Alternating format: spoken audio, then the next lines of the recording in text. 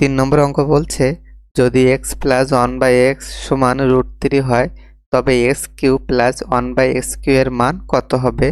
আমাদের দেওয়া আছে এক্স প্লাস 1/x সমান √3।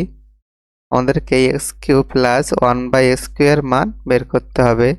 এখন এক্স কিউকে আমরা লিখতে পারি এক্স এর হোল কিউ প্লাস 1/x কিউকে লিখতে পারি 1/x এর হোল কিউ।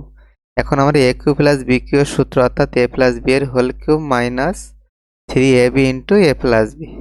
তাহলে লিখব এক্স প্লাস 1/x এর whole cube minus 3 into x into 1/x into x plus 1/x।